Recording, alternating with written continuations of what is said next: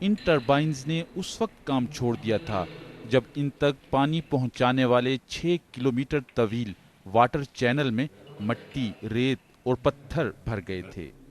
اس machine کا پہیہ گھومتا ہے تو قریب آبادی کے گھر بجلی سے روشن ہو جاتے ہیں۔ یہاں موجود عملے کی یہی کوشش ہے کہ اس بجلی گھر کو جلد سے جلد چالو کیا جائے۔ میر خانی سے لے کر تقریباً ایون تک جتنے بھی گاؤں ہیں وہ ہماری اس بجلی سے مستفید ہو رہے ہیں، اور اس کا تقریباً ہمارے حساب میں 5,000 کنزیومر تو یہاں پر پیسکو کے ہم ان کو مہیا کر رہے ہیں۔ ہمارا دوسرا سسٹم جو چل رہا تھا وہ چل رہا تھا ریشن میں 12,000 کنزیومرز کو ہم بجلی دے رہے تھے، اور اس میں بجلی کی جو فالتو سپلائی تھی وہ ہم چترال میں جو ڈیلش گریڈ پر پیسکو کو دے دیتے، اسی جو 1 میگا واٹ کی وجہ سے چترال میں لوڈ شیڈنگ نہیں تھی۔ پختونخوا انرجی ڈیولپمنٹ آرگنائزیشن کا یہ بجلی گھر چترال سے کوئی 40 کلومیٹر دور دیر روڈ پر قائم ہے، جس سے لگ بھگ 2 میگا واٹ بجلی پیدا کی جاتی ہے۔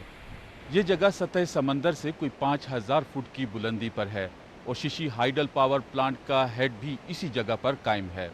چند روز پہلے آنے والے سیلاب سے اس پاور پلانٹ کو بھی نقصان پہنچا تھا، جس کی مرمت کا کام اب بھی جاری ہے۔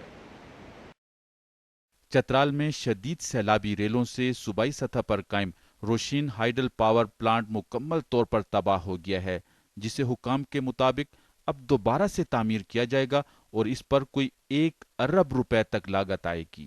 چترال اس سانے میں بجلی سے بہت بری طرح، پرٹیکولرلی اپر چترال بہت بری طرح متاثر ہو گیا ہے۔